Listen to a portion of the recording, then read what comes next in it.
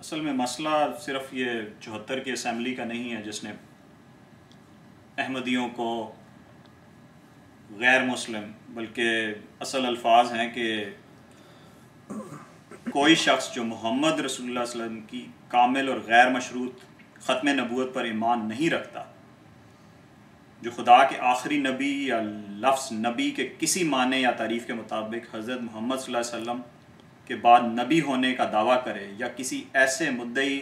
یہ نبوت کو نبی تسلیم کرے یا مذہبی مسلم مانے، وہ آئین یا قانون کے مقاصد کے لیے مسلمان نہیں۔ آئین یا قانون کے مقاصد کے لیے مسلمان نہیں۔ اور لطف کی بات یہ ہے کہ جو بھٹو صاحب نے چال چلی مولویوں کو خوش کرنے کے لیے، اس میں قانون میں اور آئین میں یہ نہیں لکھا کہ احمدی غیر مسلم ہے، بلکہ پاکستانی اپنے قانون کو پڑھیں تو اس میں یہ ہے کہ صرف آئین اور قانون کے مقاصد کے لیے مسلمان نہیں، جس کو انگریزی میں کہتے ہیں نان مسلم، وہ نہیں ڈکلیئر کیا احمدیوں کو، بلکہ کہا ہے کہ for the purposes of law and constitution they are declared not Muslims. اور اس قدر یہ مزے کا خیز ہے یہ بات کہ پہلی تو بات ہے دنیا کی کوئی اسمبلی کسی کے دین اور ایمان کا فیصلہ کرنے کی مجاز ہی نہیں ہے۔ ہم اس سے اگر پیچھے جائیں، جو پاکستان کا المیہ ہے اور کیوں اس کو ایک نسبت ہے جو سلوک جماعت احمدیہ کے ساتھ پاکستانیوں نے کیا، وہ جماعت جو کہ بانی پاکستان کی ہر دم ساتھ رہی ہے اور پاکستان بنانے میں ایک بہت بڑا کردار ادا کیا ہے، جبکہ اور کوئی مذہبی جماعت قائد اعظم کے ساتھ نہیں تھی اور قائد اعظم کو کافر اعظم اور پاکستان کو پلیدستان گردانتی تھی، وہی جب پاکستان بن گیا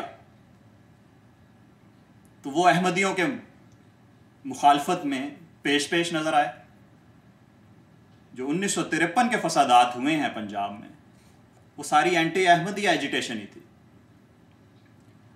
اور اس میں مولانا مودودی جو کہ شروع میں پاکستان کے مخالف رہے اور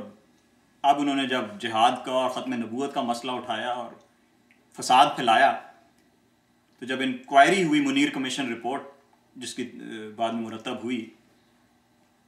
اس میں جب علماء کو بلایا گیا وہ کوئی 9 علماء تھے اور 10ویں جماعت احمدیہ تھی، اور ایک طرح سے یہ قرآن کریم میں جو حضرت صالح کی قوم کے 9 علماء کا ایک ذکر آتا ہے، وہ ایک طرح سے وہ پیشگوئی کے رنگ میں دوبارہ پورا ہوا کہ جو وہ فساد کرنے والے 9 لوگ تھے اس شہر میں، اور وہ اصلاح کرنے کے لیے تیار نہیں تھے اپنی۔ اسی طرح ان 9 مولویوں کو جب ان سے سوال کیا گیا کہ مسلمان کی تعریف کیا ہے، تو اس پر انہوں نے جسٹس کیانی کو کہا کہ ہمیں ابھی تھوڑا وقت چاہیے اس کی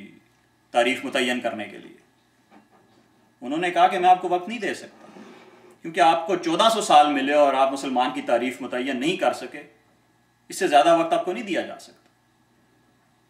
ہو سکتا ہے نا مسلمان کی تعریف بدل گئی ہو، مطلب یہ بھی تو ہوتا ہے۔ بدل تو انہوں نے دی 74 میں آ کے، جب یہ اسمبلی نے فیصلہ کیا کہ ایک امت کا فرقہ جو اپنے آپ کو احمدیہ فرقہ گردانتا تھا، جس کا ایک امام تھا، ایک جماعت تھی،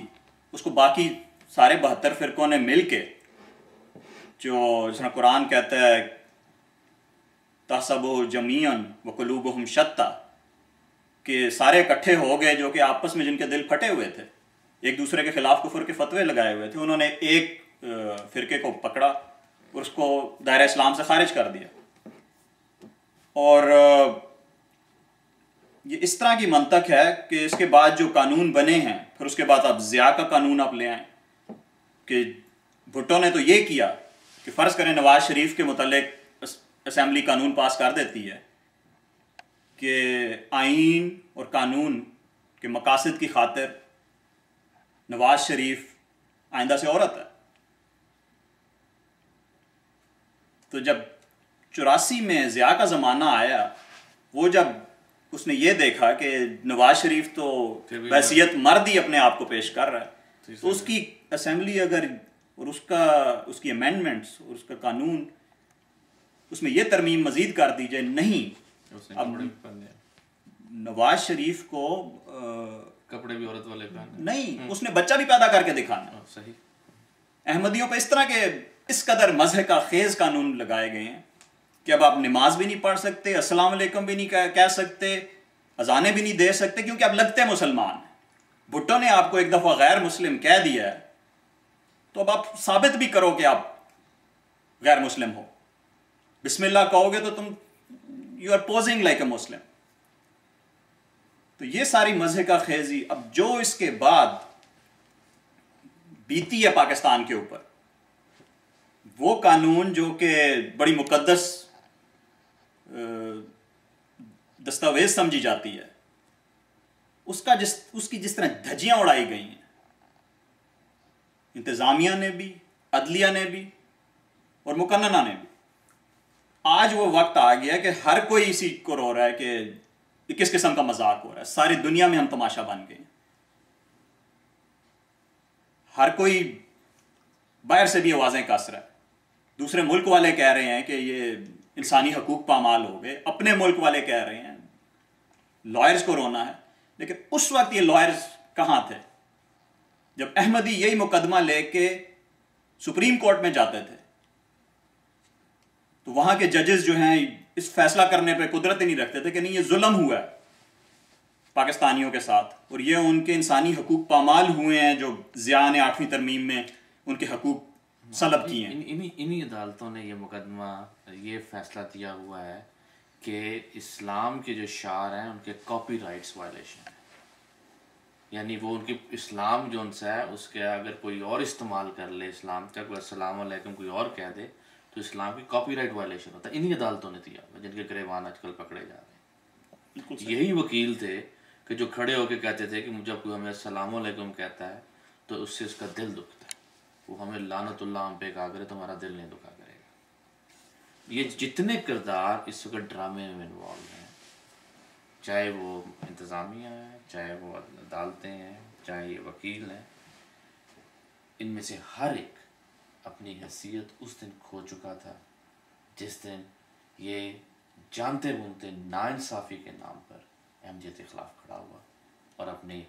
احمدیت کے خلاف ہر قسم کی زیادتی، اور زیادتی تو خیر لگا ایک میں سمجھتا ہوں پھر بھی قابل عزت لفظ ہے، ہر قسم کی بے وقوفی میں تیار ہو گئے تھے. بالکل صحیح. یہ اس دن سے ان کا کردار جو ان سا ہے پھر وہ نہیں رہا کہ جو ایک انسٹیٹیوشن آف دا اسٹیٹ کا ہونا چاہیے تھا. اب جب ضیاء نے قانون بنایا یہ 8ویں ترمیم میں، کہ بلکہ اس سے پہلے بھی جو مین مقصد تھا، جب بھٹو کو جو کہ جماعت نے اس کو ووٹ دیے تھے، احمدیوں کے ووٹ سے بنا، پھر بعد میں مولویوں کے پریشر میں آ کے اس نے یہ قدم اٹھایا. حالانکہ وہی مولوی جو مغربی طاقتوں کے زیر اثر وہ حکومت میں آنا چاہتے تھے اور ان کا راستہ ایک طرح سے بلاک ہوا بھٹو کے آنے سے. آج ساری دنیا واہ واہ کرتی ہے کہ بھٹو نے ایک آواز دی پاکستانی عوام کو. اس کو ووٹ کہاں سے ملے تھے؟ 2 ووٹ پنجاب سے وہ بمشکل لے سکتا تھا اور اس کو 63 کے قریب ووٹ ملے. وہ کس نے دی؟ وہ جماعت احمدیہ کے مرہون منت تھے اور اس کا صلہ اس نے یہ دیا. اور پھر جو اللہ تعالیٰ کی تقدیر نے اس کے ساتھ فیصلہ کیا وہ تو سب کے سامنے ہے.